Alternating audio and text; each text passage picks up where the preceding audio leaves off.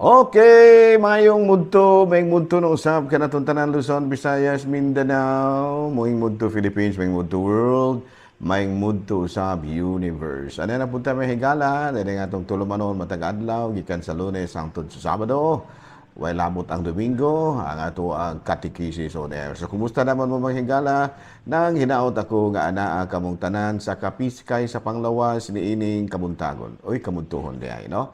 Nahala, no? May mundo na ka naton tanan. Kumusta naman mga higala? Ilabi na ang ato mga igsuon din na sa Dumaguete. Hapit na gid inyong fiesta ha. November 25. So, kumusta na? O di po sa amlan, hapit na po din yung fiesta din ha. December 30, December, sagod ni, November 30, 31, dili man na, 30 naman na. So, nindot kayo ni mga higala, no? Kining fiestas amlan kay Kuan, kanang, diyan nga permanente ragyod nga Kuan, permanente nga holiday. Kay timing man po na sa Bonifacio Day niya. National holiday man ang Bonifacio Day. So, muna nga, kanang daghang yung bisita rin sila din. Wala nga kinahanglan taga-amlan, andam yun mong daghang humba, no? Kay daghang kayo. Pero wala problema sa amlan mga higala, kay from boundary to boundary ang fiesta din ha. Gikan sa cruising Hantianon, no? Paingon na dito sa may sa Kuan, kanang kini bitaw sa Tampi, no, dapit Tampi din na may gala gani nilapaw pa gani dito do na gani parte pag yun dito sa may kanang Tampi nga dili na Tampi ha, dili na amlan gafista gyapon sila, no, nagnaanad na sila ba nga ang ilang gipistahan si Senior San Andres. Okay, no, nahala, no, daka Dumaguete kuan ang inyo din ha, Saint Catherine of Alejandria, no, dili na sa Alexandria ha, ang pagpunaw sa Alejandria, no, and then Dumaguete sa amlan is Saint Andrew the Apostle. Okay, igsuon man na igsuon apostoles man na siya. Okay, San Andres Apostol. Dili na ingon nga parente sila si kuan kay apostol din. Kuan na siya kanang gitawag natong title, no, kay mga kuan man ni sila mga apostoles ni Kristo. Hala, no, ari kita manghigala sa ato ang Saint of the Day. Saint of the Day, diktata Saint of the Day manghigala ha. Saint of the Day. Okay. Ang atong Saint of the Day karon, sigon diri sa atong listahan, walay lain kung dili si hapit ni mapareho sa ngalan sa atong nasod mahigala, si Santa Rosa Filipina Duchesne. No, Saint Rose Philippine Duchesne. Kung sabi ni siya pa na, Santa Rosa Filipina Duchesne. Pero natawag kini si Santa Rosa Filipina Duchesne ni antong tuig 1769. Namatay ni antong 1852, taga Grenada, France. Unya, kuha ni siya, kanang miyembro sa usa ka dato nga pamilya o tubig-tubigan ba, daghang kahimuan. Unya, during the French Revolution, no, kay may revolution man lagi sa una, no, sa Pransya, nag-open siya og school for street urchins. Kanang street urchins mga higala, kanabang mga bata bitaw mga yagits, kanabang mga bata bitaw ba nga walay nag-atiman nga magdagandagan di dalan nga nagkamuriching ra, walay tararong katulgadan mo ni mga urchins, no, street urchins. Unya, she joined the Infant Society of the Sacred Heart at 49 years old and went to the USA. And then, pagkaabot niya sa USA, siya ang usa sa mga misyonera nga miadto dito sa Missouri, Indiana, o sa Missouri ug Indiana. Kanang mga lugar mga higala, ug sa ato pa na probinsya na, no, probinsya na dito sa Amerika, mga Missouri.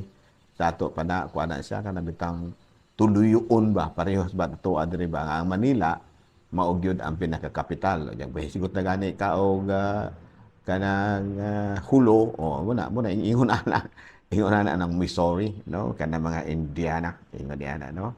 O ya dito mao gihapon si Santa Rosa Filipina Duchesne nag-abre gihapon siya og kanang mga eskwelahan para sa mga batang babae sa frontier. O niya, grabe ang mga sakripisyo dito, no?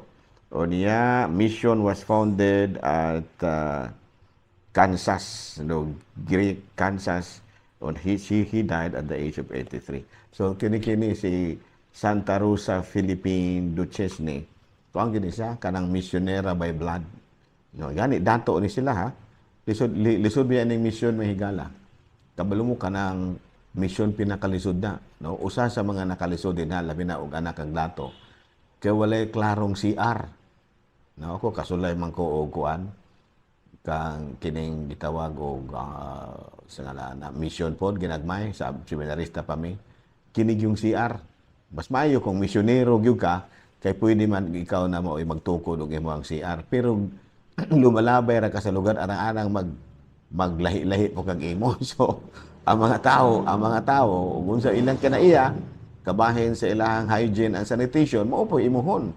So muna nga gawas kung sa mission magkuan ka kana bitang madugay ka 2 to 3 years 10 years kay pwede man nimong i-develop ang mga tao in terms of hygiene and sanitation.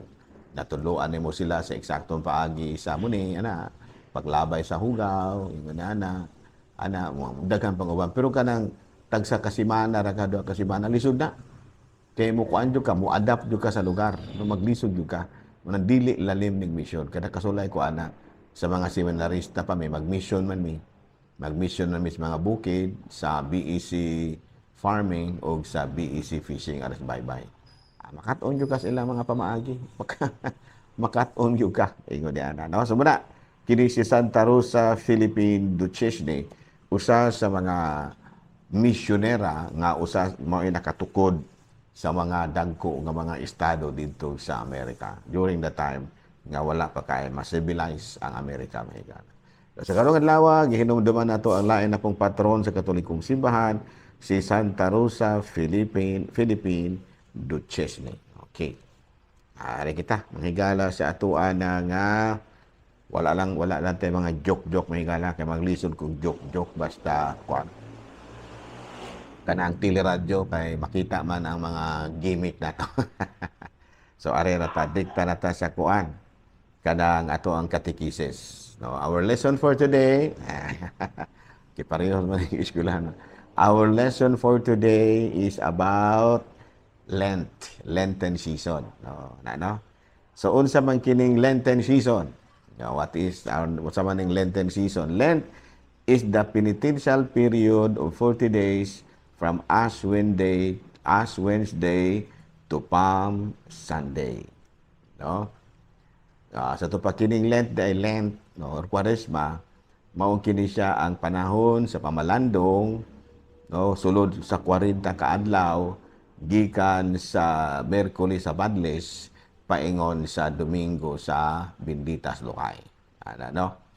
40 days ni siya tungod kay gibase man kini sa panahon nga ang atong Ginoong Jesucristo went into the wilderness for 40 days of fasting, meditation, and reflection before beginning His ministry. Sa ito pa, before ni sugod si Kristo sa iyahang ministry, no, katubitong nanudlo na gid siya ba? Nagpangidaro na siya og mga hingkod-hingkod na mga 30 na. No, niadto usa siya sa Kamingawan, wilderness, no, for 40 days.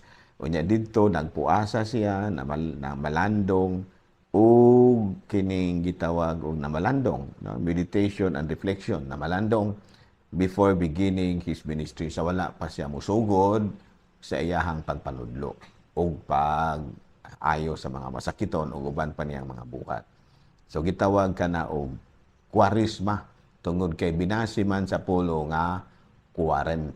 No, 40. Kanatong basahon sa Mateo Kapitulo 4, versikulo 1 doon sa 2, mao kinatong mabasa.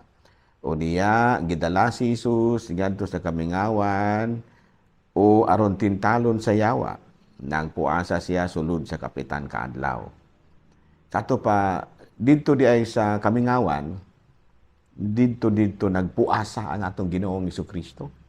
Nya, samtang nagpuasa siya, gikalingawan pud siyang tintal sa panulay.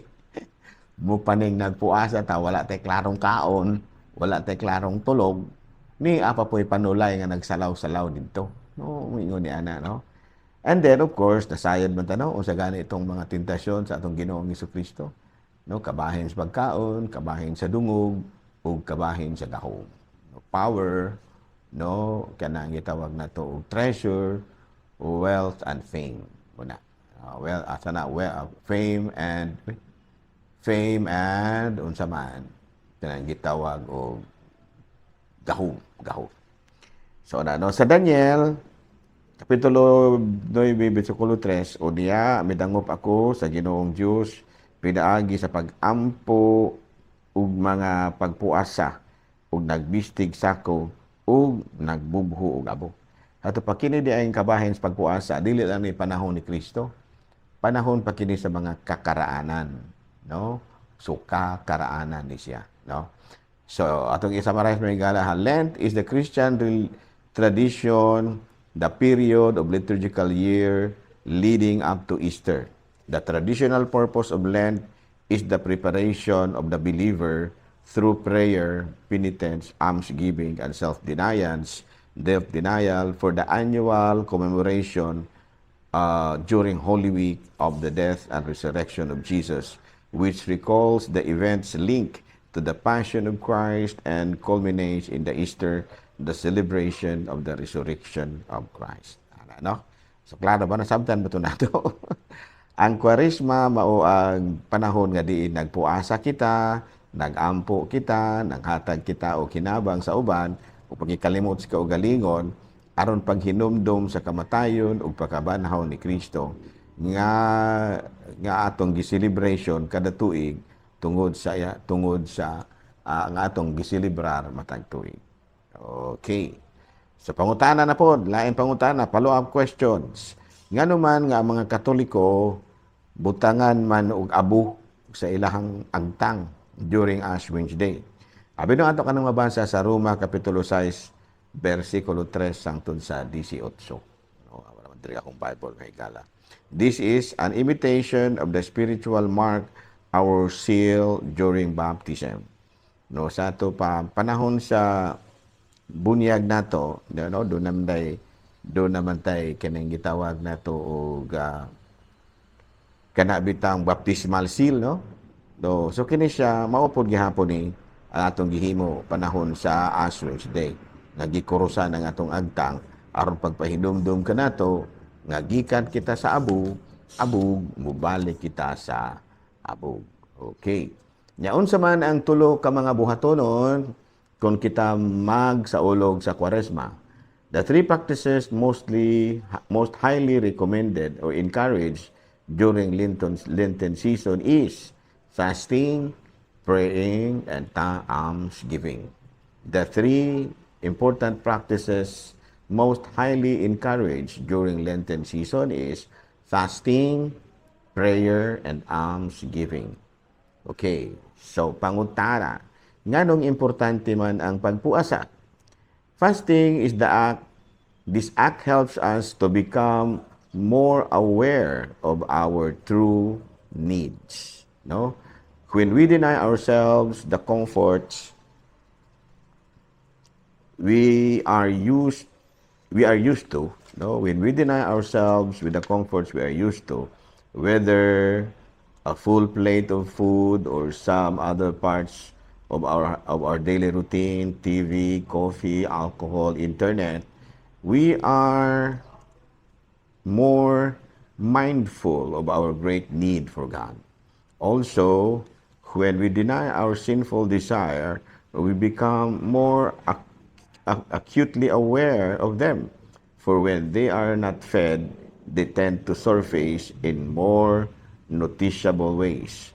Most importantly, these practices make us mindful of our need for salvation by Jesus' death on the cross. Sa ito pa, kini di ang pagpuasa may higala, makatabang kinigdako. Ano man, tungkol sa pagpuasa, murabag atong napamalandungan kung unsa giday ang atong mga gikinahanglan ni ining kalibutana.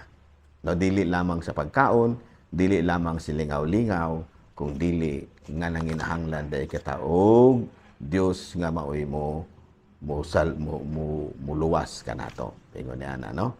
Sa tapa, the more nga magpuasa kita, the more nga ma-mind nato ang mga butang espirituhanon. No? Kaya ingon niya na. Ito pa, kinahanglan di ay nga mugahin gid kitag panahon sa pagkamalandong. Abi, no? Balik-balikan na to na og mga adlaw mahigala ha. Kay taas-taas na atong oras. Pero matud palagi, malandong tagmaayo, no? Wala pa man ta magsaulog sa Lent, pero ato na daang tun-ana, no? Okay, klaro? So that muna ato ang kuang karong adlaw. Salamat sa inyong papagig-uban ha. Ang akong mga sana akong mga viewers sa TV ug yung sa mga followers nato diha sa gitawag natong Facebook ug daghan pang uban. Daghang salamat ug maayong mudto Pilipinas.